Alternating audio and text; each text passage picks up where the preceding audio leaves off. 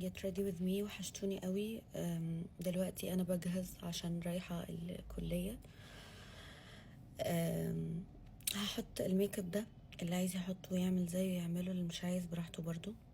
حطيت كونسيلر وزعت على وشي، بس حطيت درجة افتح تحت عيني، فهبدأ ان انا ادمجها بالشكل ده.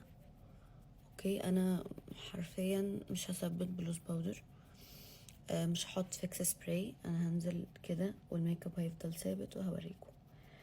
تمام.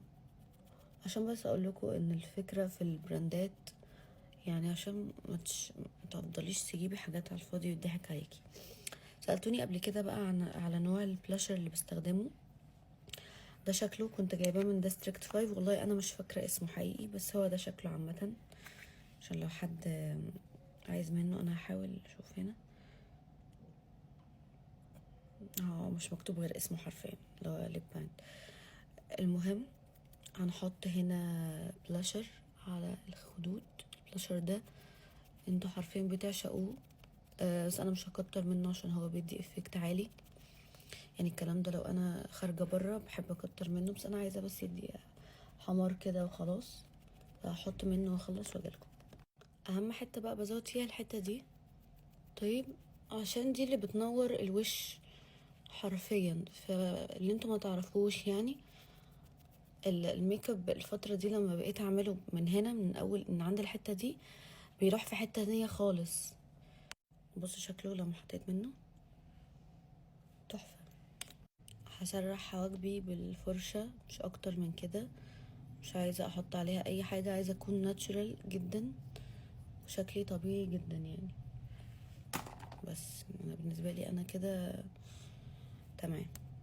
النهارده هلبس بيزك بستاشيو، فمش عارفه، بفكر احط من ده، يعني هفكر وارجع لكم.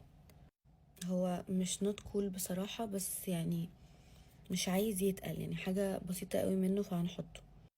انا خايفه يكون شكلي اوفر، مش عارفه، يعني انا قلقانه، بس انا شايفه في المرايه هنا ان انا شكلي كويس. مش عارفه.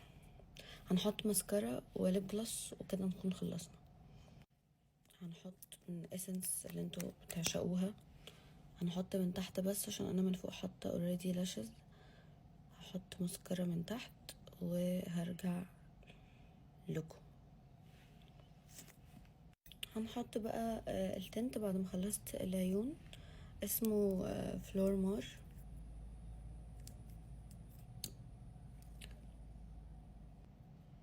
قبل ما احط الروج النود، انا مستحيل احط من اللون ده عامه فاقع.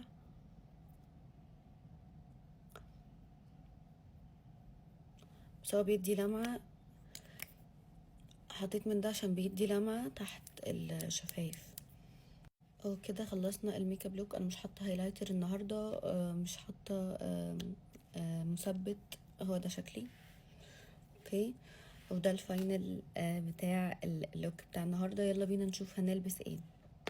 انا دلوقتي محتاره بين حاجتين، ان البس البنطلون الاسود والشميز المخطط والبيزك البيستاشيو ده، او الاوتفيت ده.